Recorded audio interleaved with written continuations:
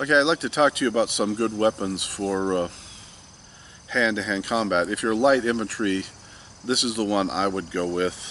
Something I'd put on my LBE, about here, and I could pull out if I was toe-to-toe with someone, and I could like stab down, pull out real fast, and start stabbing and slashing down at my opponent. Now, if you know, I mean, if I wasn't going that far, if I didn't have to march, if I only had to march about 8 miles, I wouldn't mind having one of these as a backup melee weapon. But when you're carrying 80 pounds of equipment plus ammo, this weighs over a pound. That's once you've hit about 15 miles, you start to get pretty tired, and every ounce counts at that point. So for me, I personally wouldn't want to carry this as a light infantryman, but if I'm driving around in a truck or a vehicle, that's another story. I wouldn't mind having one of these, and I wouldn't even mind having, one of these, the old Bowie knife. It's interesting because the Bowie knife, it's legal as a melee weapon. There's some other weapons that are like the three-sided blades that once you stab someone, they won't close and you just bleed to death. And, blades that twist and stuff like that, which are also, they're illegal according to the rules of war, but this Bowie knife is really pretty much as lethal as those are, but it's completely legal. And I'd rather at least adhere to the letter of the law. On that, some other weapons, if you're a driver, one of the weapons I'd like to keep, for if we had to go, hand-to-hand combat would be, actually the old hatchets, like the American GIs used in Vietnam.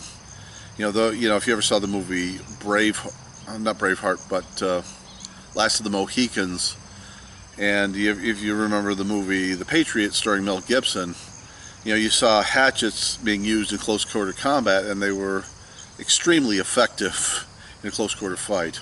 Even a little guy with a hatchet can kill a big guy in a second, using that weapon. They're very powerful close quarter weapons, and they're not easy to block or defend against either. So, a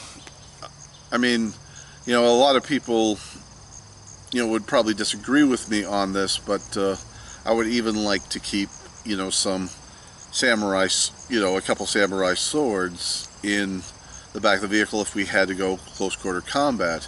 Now, in World War II, the Japanese, most of the armies of the world had pretty much phased out swords except for ceremonial purposes.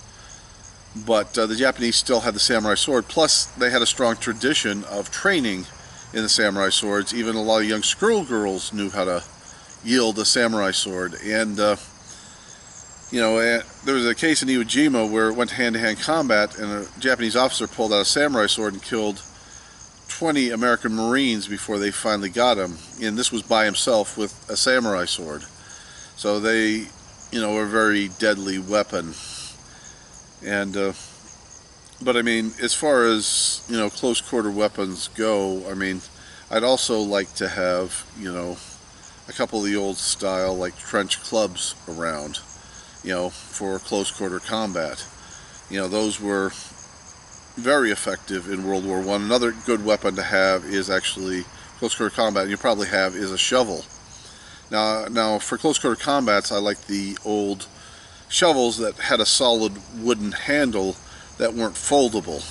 Those things were they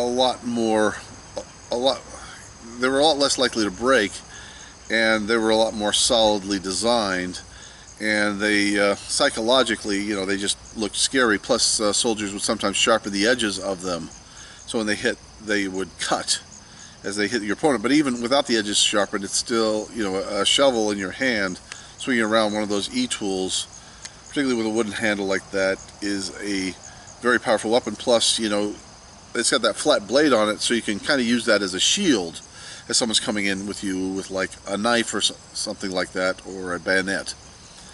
So that's my thought on close quarter weapons that would be good for infantry, men and other soldiers to have. Let me know what you think, and please feel free to hit a like and the subscribe button. Thank you.